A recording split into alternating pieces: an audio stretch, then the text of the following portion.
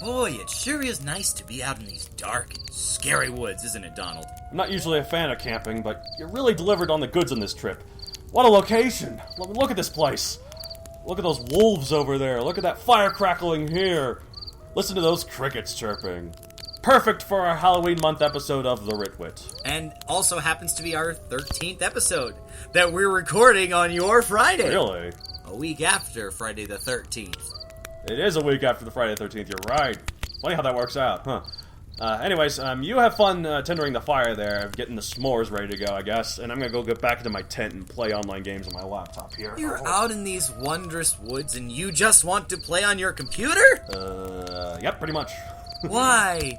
Enjoy the experience of nature, Donald. Excuse me, but I like being a man of the 21st century. We spent thousands of years perfecting our technology, so we don't have to go out in the woods and hunt mammoths with spears anymore. Why put all that glorious progress to waste? How are you even getting Wi-Fi out here? I have a hotspot on my phone. It's a wonder of 2017 technology. Doesn't that wreck your data plan? It's worth it, David! I'm a guy who plays video games and writes books about dinosaurs with laser guns. I'm a huge dork, okay? I need my internet. You don't need it right now, Donald. Just sit back and relax. Let me at least tell you a scary story. It's a campfire tradition. Fine. I mean, it is the Halloween month episode. And the 13th episode. And the 13th episode. Fine, tell me your scary story. Alright. It all started when a writer, just like yourself, walked all alone in these very same woods, until he eventually found his way back to where he called home, the suburb. Smart man. Now in a more comfortable environment to him, he thought he was safe. Just like you, Donald, he was a self-proclaimed dork. He played video games and wrote stories about mammoths with muskets. Wait, mammoths with muskets? That's ridiculous. But just like you, he feared many things. Heights, spiders, repeated failures to use the Oxford comma, and worst of all... Hello, Donald. Oh no! That's a... Yes, Donald! It's a girl! And not just any girl. A girl who thinks dorks like you, Donald, are lame. No! My worst fear! I strive for being adorably dorky! Girls like guys who are adorkable, right? Not me. I'm the type of girl you fear most. That Megazoic book of yours, what a dumb idea. Only a loser would write that. I'm not a loser! Well, you did need to self-publish. Shut up! What's this? Wi-Fi? Out in the woods? You should enjoy nature. She's right, you know. She's not right! I just don't like too much exposure to nature. You just don't like to challenge yourself. You're afraid of the unknown. She's right. She knows all my flaws. I do, Donald. That's why you should listen to me. You are lame. No! Lame. No! Lame. No! Lame.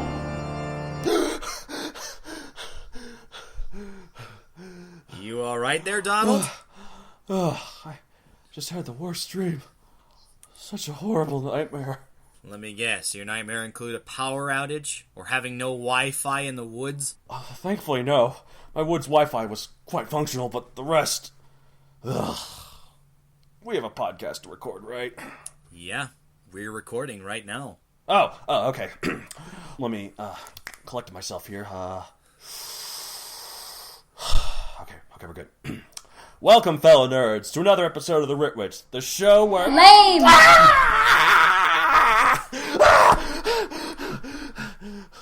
Donald? What was that? What's wrong? You didn't hear that? Oh, what's going on in my head? What's going on? I'll just do the intro this time. Welcome, fellow nerds, to another episode of The Writ, the show where us two housebroken writers decide that taking a walk on the wild side every so often is good, so long as we can connect to the internet. That's very true. Okay, I think I'm good now. I'm Matt Donald. And I'm Matt David.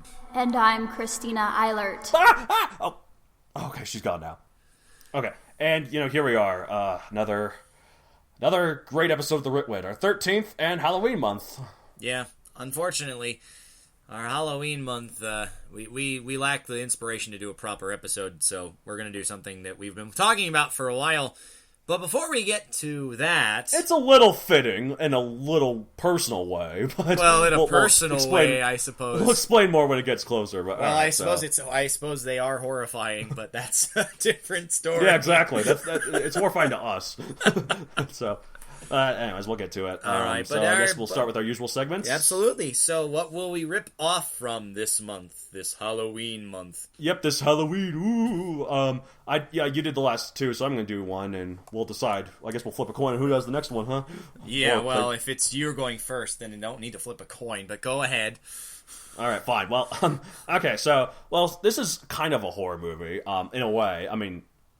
okay, actually, you know what? I spoiled it because it's actually a twist that's a horror movie. Oh, people know at this point. It's 10 years old. All right, I watched this movie called Sunshine. It's directed by Danny Boyle. He did Slumdog Millionaire in 127 hours. Nope, those, I'm assuming. Well, and okay, like Deadpool said, you ever seen 127 hours? Spoiler alert! Cuts his own hand off, and his hand is the finger.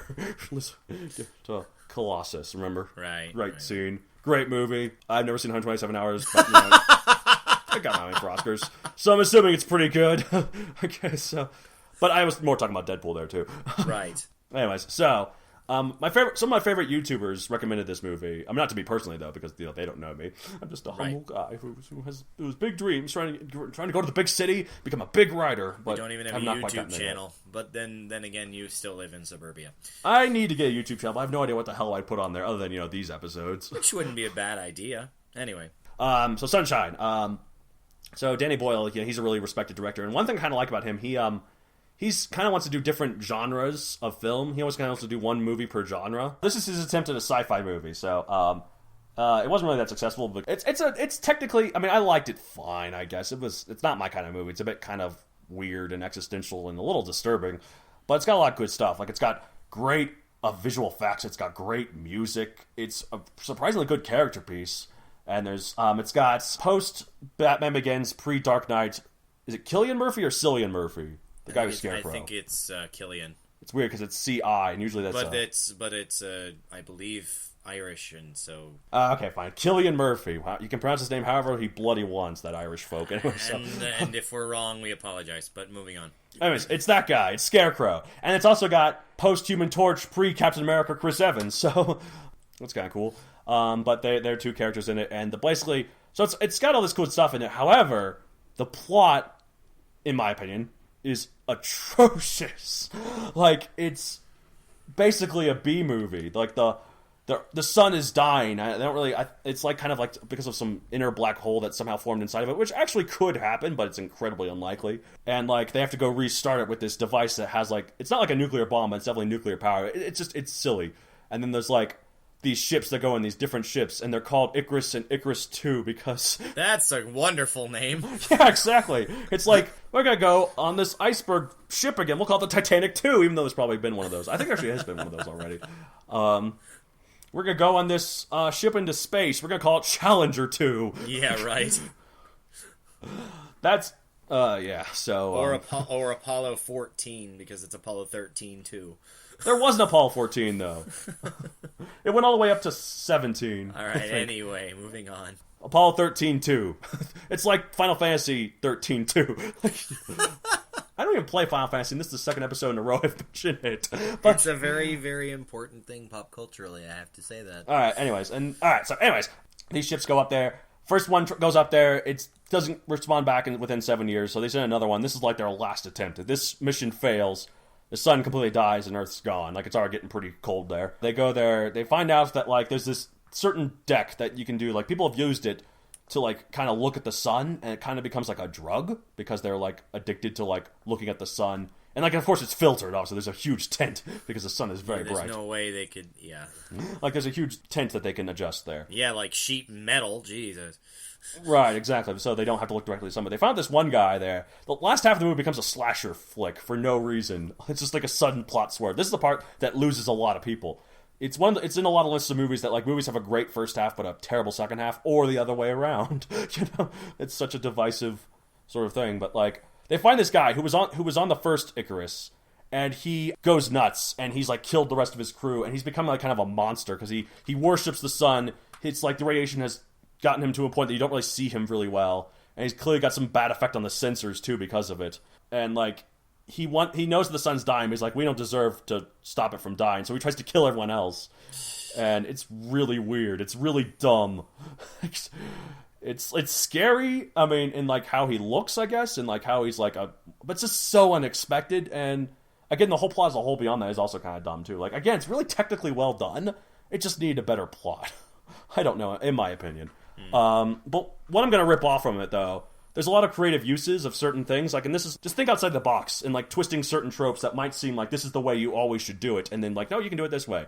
Danny Boyle said that when directing this movie, especially, like, when the killer comes, he used blinding light the exact same way horror movies use darkness. It obscures this killer. Yeah. Like, you can barely see him. That's clever. Like, yeah, absolutely. I think that's a good way to twist it. Again, regardless of the ridiculous plot behind it. It, like, keeps him, does the exact same thing. It keeps him hidden because we fear the unknown, and it keeps him scary. So, yeah, just think outside the box. Sometimes you can twist tropes in ways you might not expect. Science horror apparently could exist. Oh, it obviously exists. Have you ever seen the Alien movies? I mean, I haven't. Okay, it's one of those classic movies I haven't seen. Never mind. Anyways. Yeah, you're making a joke. Good one, David. What have you ripped off? Or we're going to rip off? Well, I am winding down on easily accessible English subtitled Japanese shows to watch. Oh no, what could you possibly do with your life? Well, I'd open up a lot more time, or I'd find something else, and thanks to the assistance of friends, I managed to get on Netflix and promptly binged 2 seasons of Arrow in, like, less than 2 weeks. 2 seasons? See, I knew you started watching them, but isn't there only, like, 4 seasons? How many seasons are there? They're up to 5 done, and 6 is coming out this year. Okay. For what it's worth, I think Flash started in 2013 or 14, so you could probably go back and forth once Arrow eventually catches up. They interlock. They interlock quite a bit. My plan is that I'll watch the 3rd season of Arrow and then watch the 1st season of Flash, because those were released in the same year. And okay, that makes sense. Go back and forth between the two. However, you know, I don't want to spoil too many things about Arrow, but obviously because it is a very visual medium and most of the audience doesn't know the comics too well, they kind of got free license to play with some things. And, you know, not all of the ideas are the same as they occur in their original form, but I think it really works in most cases. Like, there's a 5-year time period of Oliver Queen's life where he was changing into the man who is known as the Arrow. The Green Arrow, yeah, but they just call it Arrow because Green Arrow sounds dumb. Well, at least through the end of season 2, anyway. I think they do actually reference it later. But anyways... So his name is actually Arrow in the show as well, not Green Arrow? I thought they just called the show Arrow, but he was called Green Arrow in the show. Well, that's what I'm saying, is that he's not been referred to as the Green Arrow yet. He's just been referred to as the Arrow by the end of season 2. Oh, see, I thought he was always referred to as the Green Arrow, and they just called the show Arrow. But the first season they called him the Hood because he was a vigilante, and they didn't want to make him sound like a hero. He does have a hood. Exactly. And so, like, they changed some of these ideas. They take characters. One of my favorite characters on the show, her name is Felicity Smoke. In the comics, she originally came from a different hero's library. I think she's also in Flash for, like, an episode or 2, by the way. I know she is. I haven't seen that episode yet, but she actually meets Barry Allen in the episode he first appeared in Arrow. Well, yeah, because they have a little romantic thing briefly in Flash as well. Exactly. Not that I've seen. Oh, okay, so good. I didn't spoil it for you. You haven't spoiled it for me, but hopefully you aren't spoiling it for our audience. Spoiler alert for Arrow. It's like 4 episodes into season 1 of The Flash, so it shouldn't be that spoilery. So I don't know. Anyway, but yeah, the whole production crew, it's kind of like their love affair with the comic source material, and they've done some really great things with it, and most of the decisions are just amazing. The plot is compelling. Like, there's no way I would have gotten through 46 episodes at each like 40 minutes a piece if I didn't they're meant to be like shown as an hour on TV with commercials, right? So they're about 40 minutes a piece, right? Right. Yeah, so There's no way I would have gotten through that much in that short of a time span if it wasn't really compelling storytelling. And, I don't like all of their decisions. There are a couple of costumes that just look really odd compared to what I remember from because they kind of try to look designs. like slightly more realistic. I think by Flash sure. they completely abandoned it. Like they go all out. Gorilla Grodd's in there. Well, I mean, you can't time use travel's Gorilla in there. Grodd and be grounded. I think even that shark guy is in there. I haven't actually not too far on Flash. The will they or won't they subplots really deterred me from it. I know they get together eventually, so I just need to get on that. But I hate will they or won't they subplots. So Yeah, well, if you see, I don't know how much you've seen of Arrow, so I've seen none of Arrow. I recommend it. It's highly recommendable. I've heard there's a lot of flashbacks, but Well, of course. I mean, you have to figure Right. out how Oliver Queen got from rich playboy to vigilante who's willing to kill at the drop I of guess. a hat. And then in order to keep the show like interesting, rather to make like the whole first show is the origin story, the rest of it's not flashbacks. And I guess flashbacks probably right. a good way to do it. So You start after he comes back after the 5-year gap. right, I do like him, and he's had quite a few appearances in Flash as well. Anyways, the reason that I'm talking about Arrow this month is something worth ripping off, aside from it being super good, so ripping it off is probably a good idea anyway, is that, they have a bunch of different characters in DC's stable that they're bringing into a live-action form, and it's mostly organic. Sure, they do have to change some things from the original comics, but, well, that's to be expected. Right, but if you make it work for this new medium, then you can bring in new people and they can see, oh wow, they weren't originally from Arrow, let me read more, kind of a thing. Right. But there are two basic things that I want to rip off from Arrow. The first is, playing with set ideas to keep them fresh. If you're going to have to revisit stuff, why do it the exact same way every time? Mm-hmm. So instead of Oliver Queen being a self-made man without this dramatic time on the island that changed him over the course of 5 years, in the comics he wasn't. But here it adds a story element and it freshens the material. Yeah. And the conflict between upholding the law and playing the hero. Right. Like, justice exists, the law is supposed to uphold justice, but in a place as corrupt as Starling City, it doesn't really work, and so that's why the hood or the arrow is necessary. But it does put him in the crosshairs of the police because he's technically going outside of the law, right? He's a vigilante, yeah. Exactly. So. I'm so thrilled with the show that it's practically a clinic for a guy like me who likes writing stuff about superheroes because there are so many good things in there worth trying my hand at later. I could probably make a whole episode of Arrow, but we need to stop and actually get on to the point of this episode. But you'll hear more about... An interesting episode idea, just a whole episode about what we're going to rip off, but stuff we really like. That we're I don't know how we'd make it work, but we could certainly devote more of of a segment to it. Anyways, we at the Writ have writ, and I have to add lately here because of what we're going to talk about later. So why don't you? Well, because sort of like how this episode is an extension of what we at the Writ have writ. That's why I'm saying maybe we could do some an extension episode of what will we rip off. So who knows? I don't know.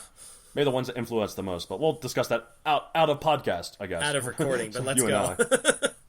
All right, anyways. So, this is actually a sooner callback, though. Speaking of taking ideas and revisiting them, and how do you keep them from getting stale, I'm starting the third book of Megazoic. So, I've started that draft now. The draft of the third book.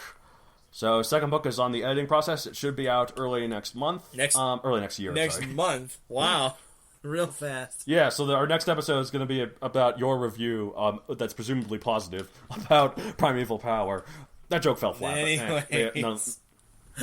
Like I said, I can just shoot for all the jokes I want, and then some of them work, some of them don't. Anyways, third book. I don't really go into details because you guys haven't read the second book yet. Most of you probably haven't even read the first book yet. But please do, listeners. It's well worth your time. Yes, please do. It's on Amazon.com. Buy it now! Cheap plug. We gotta make up for last time when we had very little. Very little. So buy it on Amazon.com, and also buy the second book on Amazon.com when it's available very soon. And I'm doing a new cover for the first book, so rebuy it on Amazon.com when it's up. Yeah, I've got a new cover coming up. It looks a little bit cool. Like the current one, I like it, but at the same time, people have kind of said it's a little bit childish for what I'm going for, which is true. So here's the question. I have to ask because I know that you do a little bit of art on the side. Is that first cover image yours or the artist who did the rest of the images? It is me, and I like how you doing it like as a persona because you actually know, but you're acting as the listeners again. Or do you? Actually don't know.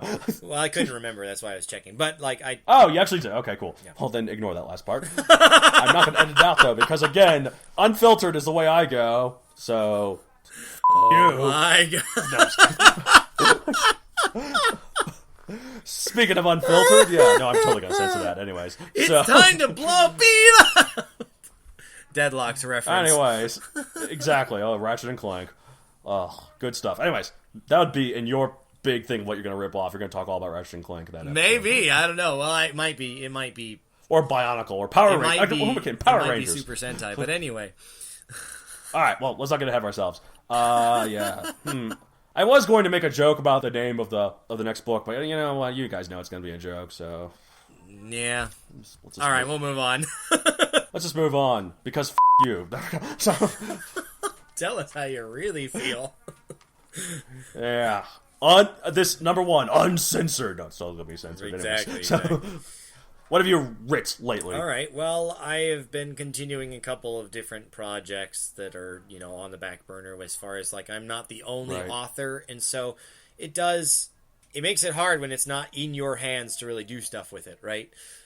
So, been doing edits on stuff like that. I'm trying to get it to... next phase, get it in the right people's hands, all that stuff. But mostly, it is October. I talked about the Halloween month episode, and Nano is right around the corner. So I'm trying to keep the slate clear because I am very... You're going to have so much to talk about next month on what you're going to I am very good about setting aside time in November, and I really wish I were that good about it the rest of the year, but at least I do it in November. So I'm... At least you do it at all. I'm keeping, that's the important part. Right, exactly. So I'm keeping the slate clear, getting my ducks in a row about what I want to do, because there are a couple of different ideas I'm considering for Nano this year. Rather than doing one story, I'm thinking of doing not piecemeal, but, allowing more time to flesh out projects that I'd worked on in the past. Right, like your thing is about finishing them. Speaking of ducks... I was just going to say the exact same joke. Speaking of ducks, one of my favorite Nano stories was based on a concept by my brother, but I decided to flesh it out. It is about duck, basically. So just to clarify the joke that we talked about, it is about duck. Right. So. Well, they were going to hear more about him anyway. Right, exactly. But just so people got the joke right away. Thank you for taking it out of my hands. Anyways, no problem. Story was worked on over the course of a Nano, and I got to 50,000 words, but I didn't actually finish the story. So I don't have any majorly amazing ideas that I expect to get to 50,000 words. So why not use that creative juice to, boost that story to the point where it's done. Or at least close. I was going to say, you better not boost it and then have it unfinished at the end. Well, okay, it could be like, I'm writing the final scene of the climax, the falling action, that kind of thing. It doesn't have to be done. It doesn't even have to be 50,000 words because it might not be the only one. Right, because there's a lot of them that you've started with Nano and haven't finished. So why not just finish them all? Well, I don't know about finish them all, but I don't think... But at least more than one, maybe. Who knows? But at least try. And in the process, I'm inevitably going to write, and in the process, I'm inevitably going to, get the idea done, which is, Nano's purpose is not... Their first goal, the primary goal, is to get the words out, because that's more than you have done previously. Right. Their secondary goal is that you tell a story that is self-contained, such that, you could then start editing and theoretically get it ready to publish somewhere, some way. And that's what they try and help you towards. But... my stories have never been finished because I'm too verbose.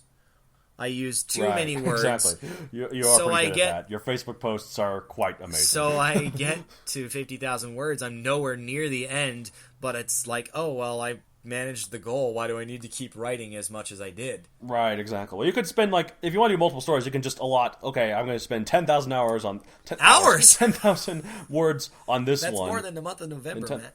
Anyway. Is it? I don't know. I mean, it sounds like it is. 10,000 hours. 24 24,000 hours is 1,000 days, so it's about 500 days. So it's about a year, sure. Over why a not? year, no big deal. Anyway, but aligning my ducks, getting my ducks in a row, and not just the story about a duck. Trying to figure out what I want to do. Other ducks, other metaphorical ducks. Trying to figure out what I want to do with ducks. stories for Nano. So that's what I'm working on now. You'll hear more about that project when we get to our November episode, which obviously will be in the middle of November theoretically. So none of it will be done. Maybe you'll finish one of the stories. I don't know. Who knows? But we'll see how that goes. Probably you'll hear those results in December, actually. Because I don't know when we're recording our November episode yet. We'll talk about that outside, we'll too. Find out. We'll find out. And then we'll talk about December episode, where the theme song will be some sort of spoof of a Christmas thing. All right. So the main topic of this episode, we do need to tell you listeners that we kind of had to do the in case of emergency break glass episode. Right. We talked about we should do an episode where we talk about our old stories, just so you guys see that we did start from somewhere. We don't just say we're better than you. We actually try earning it as well. So we were once far, far worse than the majority of you, I reckon. Probably. If you're listening to this podcast, you're probably pretty good because this is what you love to do. So because we're so good, you're helping. We're pushing you in the right direction. Anyway, some sort of self-boosting thing. Anyways, but since this is also, like we said, this is October, so this is kind of horrifying to us. Yeah. Our old, scary, bad stories that we once wrote when we were so much more amateurish than now. The things we absolutely hate thinking about because heaven forbid. But at the same time, you can't know where you're going until you know where you've been, right? Exactly. To use that cliche. So we're going to move into our main segment, our case of emergency segment, which is what we at the Writ have once writ. AKA, what was this AKA again, David? No, you had another name for it. Hold on, that was in the title. It was the horror of rewriting unnecessary rewrites. The horror! Trying to include horror in there. But anyway, so what we're going to do now is that we have selected from a list of our stories the ones that, are the most important. And some of these we're going to talk about in more depth. Some of them we're not, just to show you. But here's what we're going to do is that for all of the ones that we've selected that we'll mention if we're doing the coin flip or not. And that coin flip refers to assigning somebody the role of finding this idea is gold, something that's worth revisiting, maybe rebooting the story if the opportunity is right. And then the other person who is, good call, scrapping it. There's a reason it's on the trash pile. And so it's not, terribly predictable. We're going to do a coin flip to figure out who gets it. And we've already figured out some pretty interesting stuff here. We've already figured out how this works. You'll probably catch along as we go through it, but there are also a couple of other fun gimmicks. So, like for Donald's stories, he's got a plan talking about one of the things in particular, and I've got I've got one for me that. Well, you'll hear more about that in a sec. So let's get started. Well, let's not waste any more time. Not at all. Who wants to go first, though?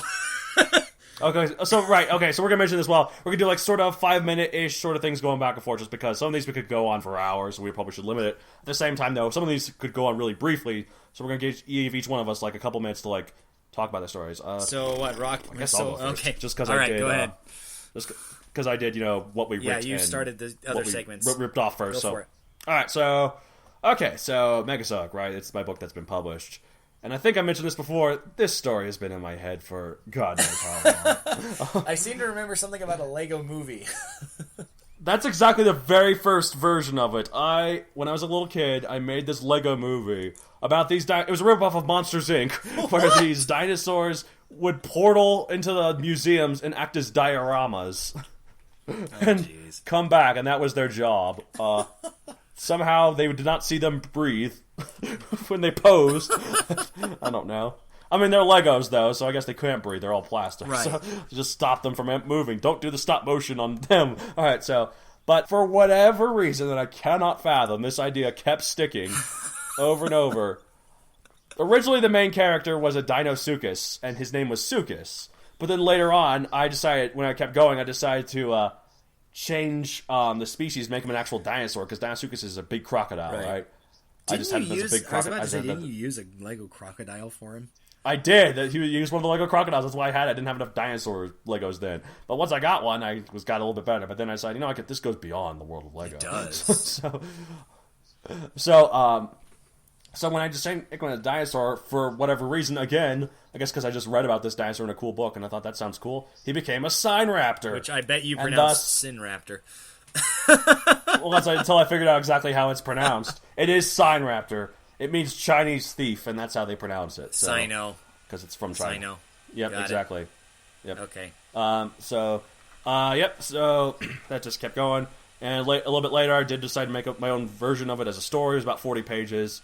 It's very brief, very silly. The bad guys had New York accents. And I actually said in story... Like, of course, a lot of the characters in my current version have accents, too. Like, one of them has an Australian accent, one of them has a German accent, one of them has a lot of them have Southern accents. But this one actually specify all the villains' dinosaurs have New York accents. Like, even though there's no New York. I had forgotten about it. That is funny. Yeah, just sorry, boss, but there was bad traffic here at the... I mean, it's more Elmer Fudd, actually. That was Elmer Fudd. But wasn't there something on the moon in that one? Yes, there was. The villain, he had a base on the moon. It was much more expanding in space, which I kind of did later as well. Like, once I rewrote the version later, one of many. What are you up to, like 60 or something? 64, 65, 62. I don't know. Anyway. 600. Who knows at this point? Anyway, you should, but I don't. I don't. I've lost track. So, well, for whatever reason, this idea is stuck. Originally, I don't know, it's been fun, and then it's never really gone away, as David here is all too much aware of. So, the horror of unnecessary rewrites. Exactly. So many unnecessary rewrites. To be fair, though, every time it has gotten better. Oh, yeah, absolutely. Because, it's progress you naturally make as you keep writing, right? Like, I have to admit, I'm partial to the characters from the, the ones that spanned a couple different versions. So, like, Sukas was your main character. Right, so the first version, a lot of them, the characters stuck. It wasn't up until the very current version that I have right now that is published. And that's when I decided to completely change all the characters, because by that point, the characters I had for so long, I had done everything I possibly could with them. I'd explored every arc, I'd explored, like, anything, any more rewriting of it would just be retreading the same ground. So rather than just giving them the same names but giving them different personalities, I decided I'd kept some species, like the main character being a sign raptor, but their personalities became completely different. And a lot of times they did have different species as well. So here's the question, Donald. Are we doing are we finding ideas from which version? And did you want to do that now? Yeah, I mean, I feel like maybe I haven't talked I don't know how long I've talked. Do you think I should mention the fantasy Megazoic here, or that's probably going to take a little bit longer? I would say we should separate it, so just finish your bit on the other previous versions. Okay, so, so let me just specify then, just because I feel like I'll need to mention this later in the fantasy Megazoic, so I might as well specify it now. The characters were Sukas, the sign raptor, again, the sort of thing. He was much more of a fighter than Cortan ever was. His friend, I always like having best friends in stories, probably because I always have a best friend right beside me, huh, David? Well, thanks. Well, not beside you, but anyway. Don't remind me. You're so far somewhere out there. I don't know how that song from American Tail goes. Not the one from Wizard of Oz. Yeah, well, it sounded like you were saying that first, but anyway. Well, they start very similarly, so they both start with the word somewhere longingly. Moving back to your story. Sukas is the main character. His friend was named Albert and Albertosaurus. May I mention that these names back then were super uncreative. Exactly. Dinosuchus being Sukas, Albertosaurus being Albert. Later on, though, this character named Albert would be in the same story as some other characters with far weirder names. We'll get to that. So. There was a villain named Zogan, which actually, I don't know if I ever told you this, but back when it was a Lego version, there was a Lego team villain named Ogle, who was backwards with Lego. Yeah. But that's where the name Zogan came from. When I decided to turn him into an original dinosaur character, I didn't want to change the name too much because I kind of like the sound of it. So that's where Zogan came from. I don't know if I ever told you that. Didn't. Interesting facts. You see, listeners, this is what you get when you go back to our origins. Oh yeah, we get to find stuff. Even our co-listeners, our co-hosts, not co-listeners, co-hosts didn't know anything. You're all co-listeners. You're all listening to it as a congregate. A conglomerate, if you will. Anyways, so Alright, I think that's all we got, so I guess we're gonna... I don't think we need to do good cop, bad cop here, because a lot of the ideas I am already using. All these elements of them. So, thank you for enlightening us on the earlier versions of your story that is still titled Megazoic. But anyway... that hasn't changed, at least. I can't believe I came up with that title when I was like 12. That's pretty clever, 12-year-old me. Yeah, give yourself some credit there. I mean, it's better than the other things that your 12-year-old you came up with. Well, we'll talk about that later. Exactly, anyways.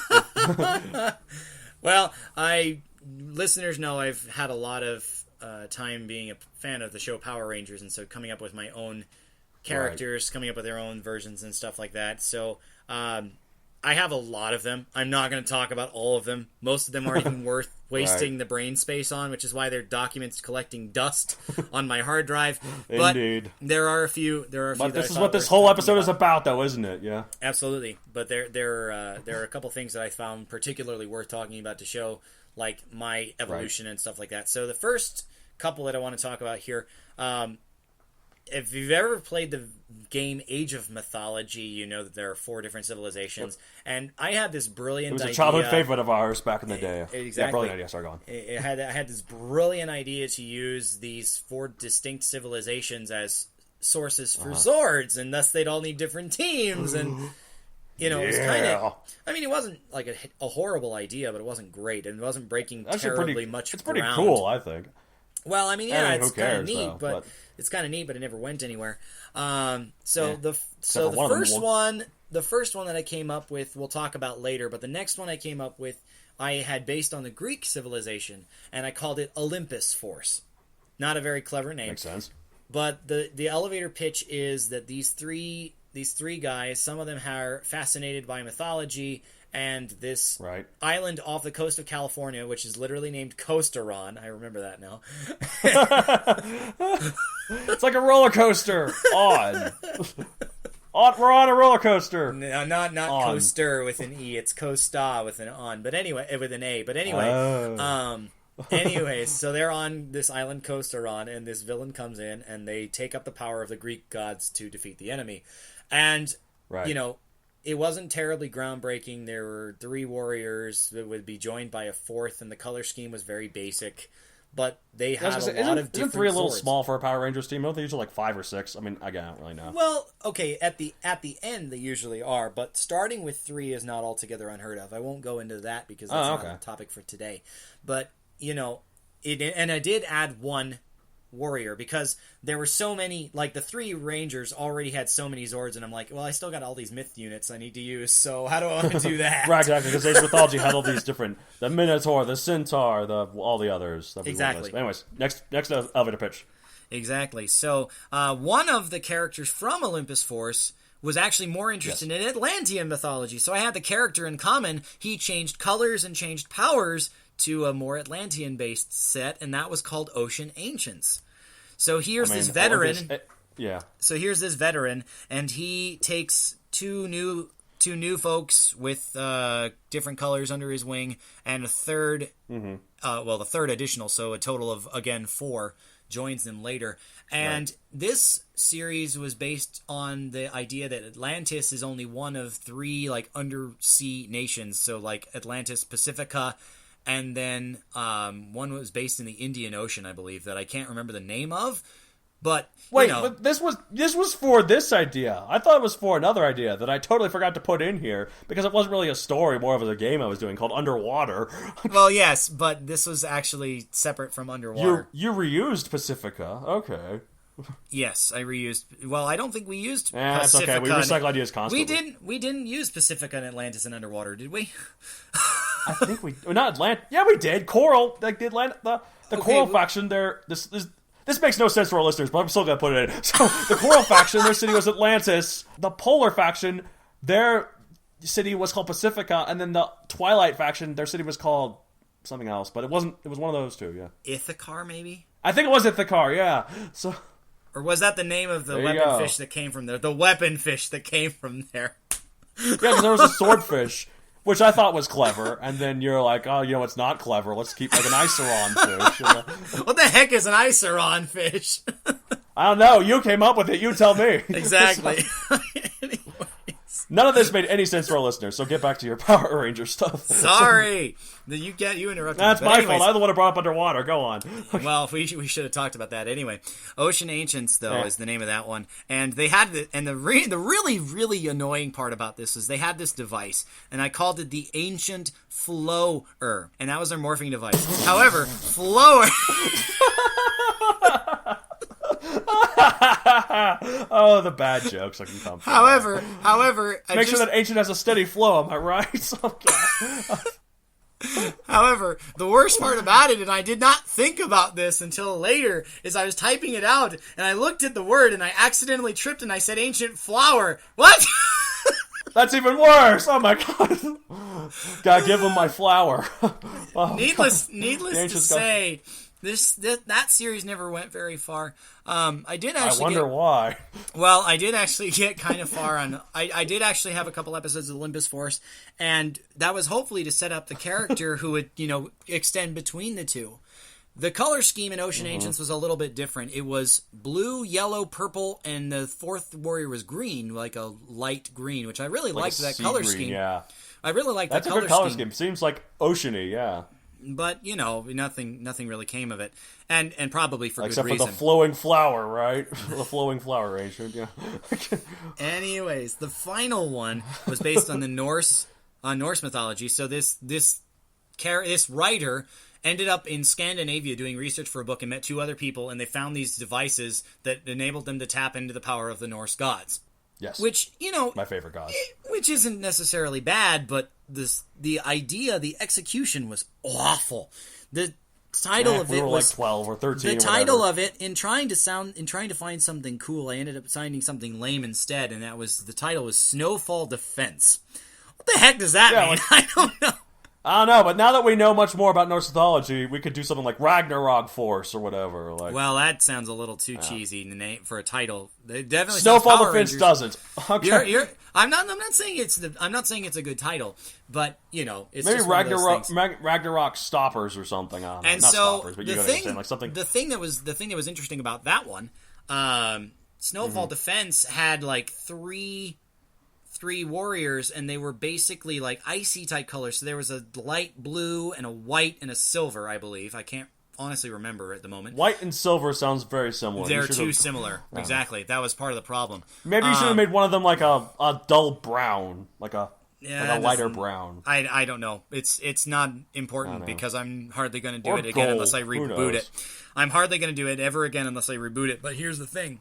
Is that instead of using, you might, if you've ever played Age of Mythology, you might remember that they had the Frost Giants and the Fire Giants and the Mountain Giants all as separate myth units, right? Right. Probably from actual mythology, but who knows? Well, right. No, that's not the issue here. The issue is having three gigantic humanoids for mechs, or Zords, doesn't make any sense. So instead of that, outside of those, I'd use the other Norse myth units. But I had the giants be the villains. Oh, so I could have one that was, no, not the putties, but they had one that was a fire giant, and one that was a frost giant, and one that was a mountain giant, which is just the Zords have to fight some other big monster, so yeah. Anyway, so I based 4 off of 4 different civilizations from Age of Mythology. We'll actually talk about the other one in more detail because I've done a lot more with it, but those 3 I did, and I want to take a real quick elevator pitch for one different story. This is actually based on previously existing both Power Ranger and other characters. I had plans to do a Teenage Mutant Ninja Turtle at one point, and the series is called Battle Thoughts. It's a very short... No, sorry. Hear me out. It's a very short... Thoughts is the part that I thought was funny, but... All right. First-person story. And instead of being dialogue, necessarily, it's all internal. And the purpose was... Okay, I'm sorry I laughed. That actually sounds good. And the purpose was that... the reader would get clues that they could theoretically guess the identity of the person before, like, the last line would either give it completely away or I'd finish without completely revealing. But it was supposed to be a way to get into the character study, a way to dive into their thought process. And so everything was in italics, including things that they would say that I'd put in quotes. Because obviously we do think about what we're going to say before we say it, right? So that is also a thought. Was the idea. True. And it was really cool. Like, I actually posted a couple on a Power Rangers forum and had people guess the identity, and if they got the identity right, I would let them tell me who they wanted me to write about. Oh, well, I get what's called battle thoughts, and I sincerely apologize, David. I should not have laughed at that. Pretty cool, isn't it? I thought it was really neat. Yeah, that is really cool. That's the mark of a good story. You laugh at first, but then once you realize that the story is good, then I guess what I'm trying to say is, like, you're not biased. You have to go in and get proven that the story is good. So this is why good work, David. This is why you need to make your own opinions about things. But anyway, right, rather exactly. than let other people. All right, but that's this segment for me. So I'll let you turn it over and do your next one. All right, sounds good. Fantasy Megazoic. Okay, I mentioned later that, like, this is the final version of these characters with Sukas and Albert and such. Right. That Megazoic, I decided to take it in a completely different direction and be like, okay, it's not going to be sci-fi anymore. It's going to have a lot of the same sci-fi elements. Like, there's still going to be guns and still going to be spaceships. There's still going to be cool advanced technology. The villains are still going to have a lot of advanced technology as well. In fact, this one, they're actually pure robots, but I'll get to that. Sure. But it's also going to have magic. It's also going to have gods. It's going to have hellish netherworlds, mythical artifacts, and all sorts of other fantasy stuff. And it's also not going to take place on Earth anymore. Yep. It's going to be in this world called Zoros, which what I liked about it, though, was that it not only allowed a lot of creativity with the other alien races, which ended up being a problem, but I'll get to that later again. But the world of Zoros, it allowed me to use not just dinosaurs. There were all sorts of other creatures that were beyond it. Like, there were some mammoths, there were some saber-toothed tigers, there were some amphibians and bugs from earlier times. Basically, it took place on a planet where everything from the first life form up to the Ice Age animals existed in one planet. This planet was a lot bigger than Earth because of this. And it had, like, and one thing I actually did in story to help explain it, which actually helped allow certain characters I had planned, like a robot called Hoverhead, which had always kind of been in it. Yep. He was made of an element called antimerium, which ended up just basically having properties that defied gravity. Now, the core of this planet was made of a lot of antimerium, which helps negate the force, the weight of the mass of the planet. Yeah, basically, it means that the planet, even though it was so much bigger, weighed the same as Earth. So it was kind of my way around it. Anyways, what I was saying about, like, there was a character called Hoverhead, right? And he always hovered, as you can kind of see. He had thrusters to kind of more control it, but the way he did it, like, he was made out of pure antimerium, which made him basically weightless. So, and the thrusters were just meant to control him around. So that was kind of cool. But yeah, so I really liked all of this stuff I had for it. It's where I kind of learned to, like, be more epic, like, have bigger scale plots, and, like, have a more overarching sort of storyline, a plot line. Because, like, unlike the other versions, this one, I mean, like, the other ones, like, especially like the first one, it told a complete story.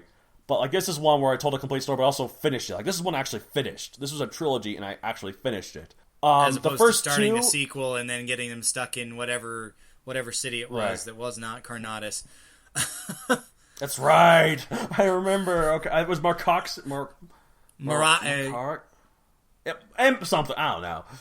As you can tell, the names of my cities kind of are the same. Caroxus, Telekis. A lot of things have stuck around. And there's nothing necessarily wrong with that because you went deliberately in a different direction. But for that version, that fantasy version of Megazoic, did you want to bring up your special little gimmick that we hinted at earlier? Oh, right. The Scrabble counter. Okay, so some of these names are nuts that I came up with. Actually, it turns out later I had to tone some of them down. Like, there was these robots called Edukes, right? Originally, they were spelled EDUUKQ.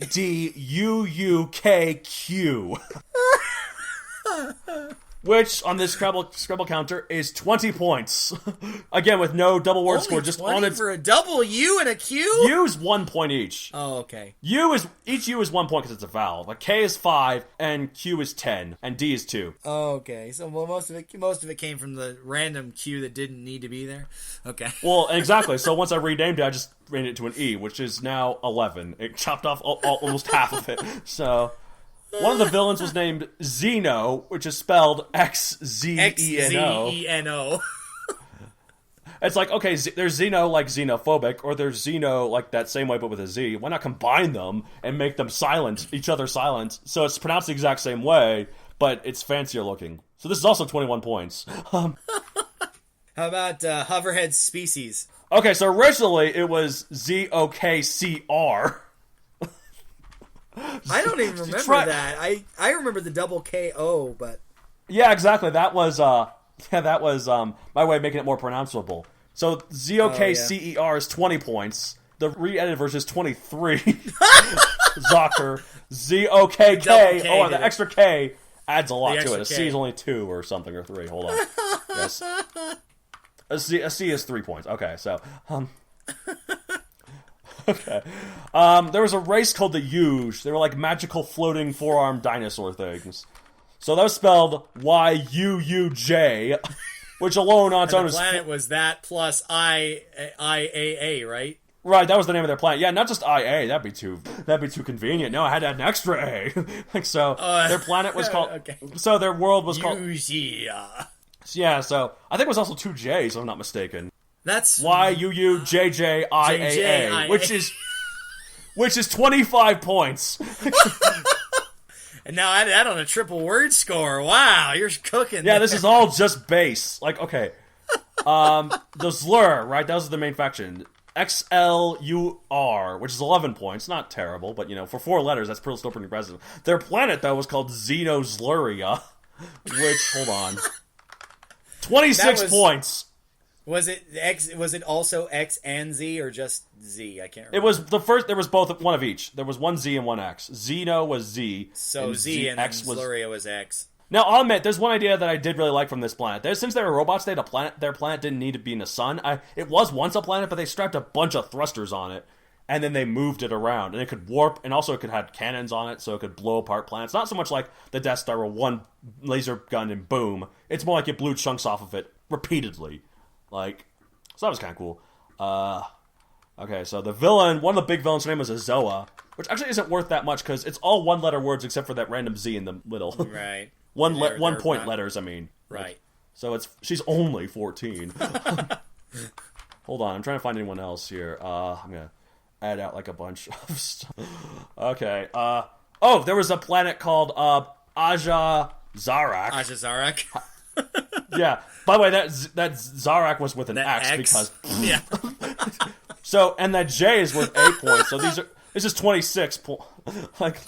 Just that planet. Zoros in itself is 15. So basically my point of all this is that none of them are below 10, and they're not really that long in terms of count of... It's because you liked using Q's and Z's and major scoring letters. And J's and yeah. And J's, yeah. Yeah, a little bit of J's. Sometimes 2. Yeah, basically, okay, you get the point. It was a lot of fun, though. I had a lot of fun writing it, a lot of creativity for it. However, it's not easy to read it. Just throwing that out. Absolutely. And there's a lot of filler because I was just kind of writing by the seat of my pants. Yeah.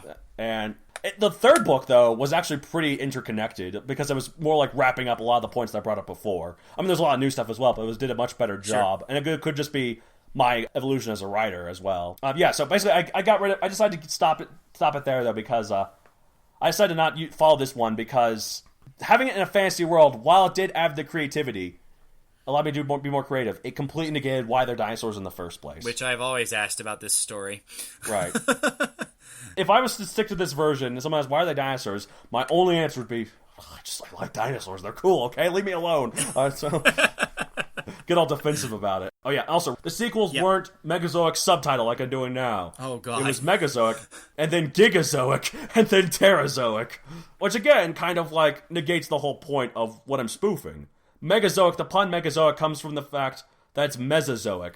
The era the dinosaurs are from. So, not having that. I was about to say the prequel to Megazoic would be Kilozoic. I hadn't thought about that. Yeah, good work. And since the plots of those books kept getting bigger and bigger, by the end, the entire universe, plus the heaven and hell versions of this, they were all at stake. So that means that Kilozoic is more like someone lost their wallet or something. I don't know. All right. Anyways, so this is the first story that we selected for the treatment of, good thing you scrapped this, and this idea is gold. So right, I'm going to have Donald over there call his coin in the air, heads or tails. If he's right, he gets to choose which one he gets to say, and then I the other. This could be really difficult, but we'll see how it goes. Okay, well, I'm gonna say tails because they're dinosaurs, and they have tails. I mean, they have heads, too. All right, you're calling tails. And I flip. It came out tails. What would you like to do, sir? Okay, since I already talked about why I scrapped it, let's do the other one. Why do you think it was good? So you're doing that, and I'm doing the other. No, I already did. No, I already did why I scrapped it, because I already talked about that with the whole it negates the reason of them being dinosaurs. So you're just gonna do the opposite standpoint. Okay, so I'm going to be this idea is gold. Okay. Right. Oh, I didn't realize they were both doing our versions at the same time. Okay. Yes. I get how it works now. Okay, I thought it was just the other person got to pick one. I apologize. No, okay. No, we both have input. That's why it's okay. Anyway, fine. My input is okay. It's bad. Bad cop is that I got rid of it. Good thing I got rid of it because it negated the reason there were dinosaurs. Why? What is good about it, David? I really like how you expanded the universe, that it wasn't just these dinosaurs, because that's the thing about the story. Yes, it got very, very big and ambling away from your main topic, but it also allowed you to... Yeah. Well, dinosaurs with technology, but it also allowed you to, create a universe for them to live in. They did fight as dinosaurs against the Yuge, against the Zlur, all these things, and you added that element that Hoverhead, his quote unquote race would constantly change. That's right. I forgot some of those. Hold on. Scrabble counter for Yuzok. Here we go. Y-O-O-Z-O-K. 22 again. So here we go. I thought it was Y-U-U. I meant Y-U-U. Okay. Zockler. That's actually not too much. That's 19. Nothing. Well, I mean, it's 19, but no big deal. But it still has a Z and a K in it. but you allowed a character to interact with the world that you were building around it, and it meant that you weren't limited to dinosaurs, which is a really good move for you, because when you get outside of that realm, it's not like you don't have any good ideas. Exactly. And like one of the things I'm doing is like using these ideas I came up with it for other stories, like this other story, the Kavorian sort of story that I've mentioned a few times, which I'm not going to mention here because we sort of talked about it on co-authoring stories, and plus I kind of want to do an episode later where more of us are in, like more of the co-authors. That would be cool. Yeah. Well, Titan's coming to visit, so I think the December episode. Moving on. Anyway. Anyways, all right. So, So okay, good. I'm glad you like that. Yeah. So, like I said, like they are good ideas, but I don't think they really fit with this. So I'm going to use those as a separate sort of thing. So, and you're right, that was good. That allowed me to create them to begin with. So by expanding the world. So. All right, so that's basically the fantasy version of Megazoic. It was a good attempt, I guess. It got me where it was. So, what about you? What's next for you, David? All right, I'm gonna change a little bit and not talk about all the extra Power Rangers fics that I still haven't talked about. But I want to point out that both of us were really big fans of BIONICLE back in the day, and were we ever? There's a little bit of a tie into that. There was one that I attempted as a crossover. BIONICLE Rangers. Power up! Yeah. Oh, well, you're doing a cheap plug. Really... Okay. No. I was saying you're correct. It was the Bing, not the D. Oh, okay. Anyway, BIONICLE Rangers. So the elevator pitch on that, in short, is that these two guys who are fans of BIONICLE come across masks, and it allows them to change into the Toa, which isn't a horrible idea, but it's not really BIONICLE, nor is it Power Rangers. And well, isn't that interesting? You combine two things to the point where they're not much like either. Yeah, I know. So successful in that attempt. Anyway, I actually did end up posting that on BZ Power, a relatively prominent at the time BIONICLE forum. Now it's like Hero Factory, boo Hero Factory. Hero Factory's for. Well, and it's even worse. And it's even worse because like I believe it was literally the two of us in there. So. Yeah. Anyway, another BIONICLE story was Noble Nuva. The pitch for this was that when the Toa went Nuva, for lack of a better term, they got all of the regular. The Toa were these guardians, by the way. Wait, there's a lot of BIONICLE to explain, but yeah, Toa were guardians. They had these different masks. Sorry, I didn't think about that. Actually, saying that I should have. Most people don't know what the hell we're talking about when we talk about BIONICLE, so. Okay, so the Toa are elemental guardians. They all have control over this power. They're relatively big. They protect the rank and file people, which are Matoran. And generally, after your Toa power is exhausted, you become a Turaga, which is like the leader of the villagers. So and they have noble masks. Well, Turaga from the main story. the Turaga from the main story on the island of Mata Nui, which is where they originated, at least in published form, they originated there.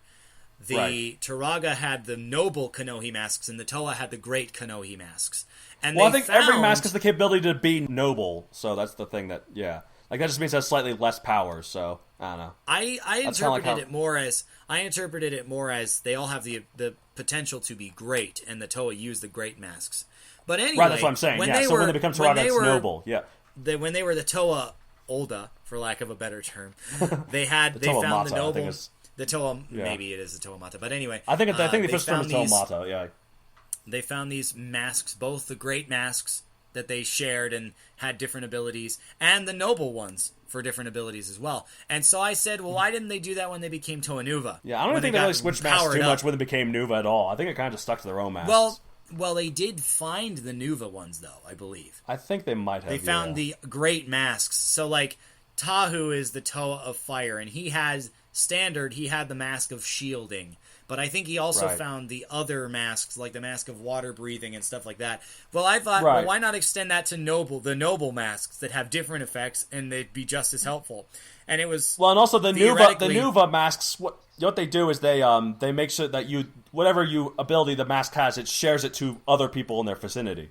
So normally the mask of shielding only works on the character who's using it. But if he had the Nuva mask of shielding, he would shield everyone around him as well. Which I thought was a pretty fun idea. Well, no mask, I think, is like the mask of translation, right? Translation. So, so how much more helpful would it be if you're looking at a scroll that no one else can read except for the mask of translation? Now everyone can read it. And now everybody can read it. I mean, having just one person explain it to everyone else what it is, it cuts out the middleman. Exactly. Exactly. Feels pretty good. Two very quick mentions of non-Bionicle stuff, and then I'm going to do a little bit of the quote-unquote, for lack of a delicate term, good cop, bad cop on the other two Bionicle stuff, too. But anyway, there was a creative story that I did in high school that was titled Through the Mist. No idea what that story is about, right? Basically, it was a character who was a very similar place in life to me, and he dealt with bullies and he dealt with love, and it was kind of a subconscious response to the fact that I was thinking about, rebelling against my parents, because all teenagers do. And it helped me. I think your brother actually started appreciating more once I ran away from home that one time. That's a story for another day. That's a story for a different podcast. But anyway. Right. But point is, your brother used to hate me. But then when I did that, you're like, oh, wow, he's actually a fellow human. Okay. So. Sure. Anyways. But anyway. But it was just a story. I had to actually finish it. It was a completely done story because it was a creative project. Unlike my nano stuff. I'll talk about Nano later. Unlike my Nano stuff where, I get to 50,000 words and I'm just like, okay, I'm done. Whether the story is or not. 50,000, okay, I need the sentence isn't finished, but if I finish the sentence, it'll be 50,002. I can't do that. I have to finish it right at 50,000. I can't do it. Okay, well, I always exceed 50,000, but it's not like I keep writing the story after that. Anyway, and the last quick mention I'm going to make is another tag story. This one is again based off of a superhero thing, and it's creating an alter ego with a former roommate of mine, not Donald, a former roommate of mine, and it's an add-on story. So this is the Doctor, right? No, this is the other roommate. Anyway, for God's sakes, how many roommates do you have? 4 by my last count. But anyway, this is the one who I was his best man. Oh, anyway, okay. he'll write a bit and send it to me, and I write on from there. So wherever he left it in the story, that's where I start from. And it's really fun. We do quite a bit of planning, and it's been a great story. This is a lot more recent. I do need to point that out. A lot more recent. Right. But it did start before we started the podcast, which was kind of our line. Because we didn't want to talk about too much stuff that we did, like we're doing now. Because if we're writing it during the podcast, we're better than you. It's what we've writ, not what have we once writ. But and we're better than you. And we're better than you, so that doesn't help. And anyway, this story though, the story has gotten better as it's gone along, and we've gotten more invested in doing it. So that's really fun. Mm-hmm. However, the main point of this, there are a couple of other Bionicle fics, and I wanted to talk about them in a little bit more depth. The first one is a very fun idea that I had because I'm a music nut, as you may know. And so I thought, what if the Matoran tried like forming an a cappella group, a choir of sorts? And so I wrote this comedy called Matoran a cappella. And I really enjoyed the gimmick. It followed Jaller, who is a very prominent Matoran in the original storyline, as well as a couple of friends. I think his name is actually still pronounced Jala, based on Mask of Light. But I spelled it Jaller, but anyway. It is spelled, that is how it's spelled afterwards. But Right. But anyway, so he and his friends form a choir of all the Matoran, and theoretically hijinks ensue. The short version, I wish I had thought of this joke before, giving up on the comedy. But one of my commenters, I did post a little bit of this on BZP as well, and one of the commenters said, given that there's only like 1/6 of the entire race that's female, maybe there should be like a voice balancing issue. That's true, because a lot of times you have to have balance in order to make sure that some of the choirs are like higher pitched, some of them are lower pitched, right? Exactly. A lot of lower pitched stuff. Maybe the female voices in well, like the idea that there weren't they sound like chipmunks to try and balance it out. I don't know. that there weren't enough females was the thing, and I'm like, dang it, I should have thought of that. The entire rest of the people have to inhale a bunch of helium before recording. But anyway, in order to try and balance it out. But anyway, you remember a little bit of that because you were on BZP at the time. So here's what I'm going to do. We're gonna play cops on this one. I'm gonna call heads, since it came from my idea. If I'm wrong, you get to pick what you do. I'm wrong. It's tails. I'm okay. So that means I automatically get to be the well, for this story, since it was a bad story, that's going to be easier. So I get to be the good cop here. Okay. So why was it worth scrapping? So which one of these? All of them, or Matoran Acapella? Matoran Acapella. It was worth scrapping because, well, one, the thing you said about the voice balance issues, and the fact that you didn't dare to capitalize on that. How dare you? Also, one thing I remember, I don't remember the story too well, but I remember that when you did the songs, whenever you had to perform the songs themselves were totally serious. That was a wasted opportunity. It was they should have been silly. Okay, serious but not serious. Like I had a song that I heard, and an accidental mispronunciation was actually the genesis of this whole idea. Like, really? Yes. It was literally, okay. So the lyric of a song was turn of a key, so like key in a door, and I accidentally said that once, turn of a key. Oh, right, like the Mask of Light, the Avaki. No. I think it's actually Avoki. That's the Avoki. No, the Vaki, the enforcers from Metro Nui. Oh, right. Not to be confused with the Vahi, the Mask of Time. So many names in Bionicle sound so similar. There's a separate characters in Bionicle called Krakua, Kreka, Kraka, and Krika. Anyway, so anyways, it was one of those things that was the brainchild for this thing, and it became a lot bigger than it was from that humble origin. But I did stop. Hey, how come you get to defend your stance? Yeah, I guess because you said okay. So never mind. So I get to why it's a good idea. No, I get. I've got. No, I'm really tired. So. Because I'd never seen anything like it before, and never since either. I've never seen anybody approach a musical musical tie-in to Bionicle. So that's really neat. This is really, I'm really exhausted. I'm sorry. Let's power through it. That's okay. Right. Oh man, this little peek behind the curtain. This podcast has taken hours to record. There's been a lot of technical difficulties, so let's keep going. All right. So the last one for this segment is the story about two Matoran brothers.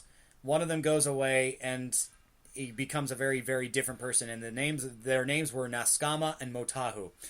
Neither of them are very, very great names, especially because they sound extraordinarily similar to previously existing characters. But these two brothers would, end up running into each other again, basically on opposite sides, and have to reconcile. Right. One of them becomes a Toa, the other one becomes a villain. And I never really finished it, but I spent a lot of time working on that, and I thought it was a pretty good story. So you get to call it in the air this time. You get to call the coin. Okay. Masks are on heads, so heads. All right. Flipping now. It's heads. What do you want to be? I guess I'll be, for variety's sake, I'll be pro. All right. I liked what I you get did to- with that. There's a lot of potential to be had with, them being, like, one of them being a good guy, one of them being a bad guy. Especially if one of them is a Turaga and the other one isn't. Although I think it'd be kind of cool if they both became Turaga. But one of them, Toa, I mean, You mean sorry. Toa? Yeah, both of them became Toa. And, again, I'm really tired. Both of them became Toa, and one of them became evil still. I mean, that presents more of a challenge. But at the same time, though, it's kind of interesting to see how can this guy who's still Matoran pose a threat to a Toa. So that's kind of cool. So, one of my favorite story arcs in BIONICLE involved, like, a bunch of Toa having to deal with one crazy Matoran. So, who, like, had a bunch of Rahi beasts that he kept for a long time. I don't know if you remember that. Oh, yeah, okay. Right, that Yeah, one. what was that guy's name? I don't remember, who cares? Mavra, that was his name. Hey guys, Matt Donald here. So, true to form for the 13th episode, I really should have expected this, but we ran into some severe technical difficulties, and Matt David's computer kept shutting off. Like I was saying there at the end, I was super exhausted. We were going to try and re-record it again, but, you know, he's in Japan, so we have very few windows and when to do it, so we just agreed to just have this ending note here, where I just do the end of it solo, by myself, just explain what happened. Actually, wait, no, I'm not by myself. I'm with my little birdie, Penny. Can you say hi, Penny? Hi, Penny. Yeah, there you go, Penny. Thank you for introducing yourself. If you like what we were talking about here, we will happily finish this and talk some more about our other stories that we were planning on talking about, but of course never happened. Yeah, let us know. You can find us, you can email us at mattt@MatthewDonaldCreator.com. You can use your own email account or the one on my website, which is www.MatthewDonaldCreator.com. The links is in the description of the podcast, as it always is. Isn't that right, Penny? You're doing good as a co-host here. Alright, so, if you want to follow me personally, you can follow my professional Facebook account at Matthew Donald Creator, or my Twitter account at Matthew Donald 64. Why 64? Because that's how many hours it took to record this freaking podcast with Matt David. God, too many technical difficulties. You didn't have any technical difficulties, do you, Penny, huh? Yeah. Yeah, see, he knows what's going on. You should be my new co-host, Penny. People would love you. This is my cockatiel, by the way. I don't know if I said that. If you actually look at the back of the Megazoic book, sheep plug, I know, but... so, it says, in the About the Author, I live in Highlands Ranch, Colorado with my cockatiel, Penny, that's you! Yeah. Alright, so, that's the show for this month. What a time to be alive. What a time to record podcasts. You said it, Penny. The Writ.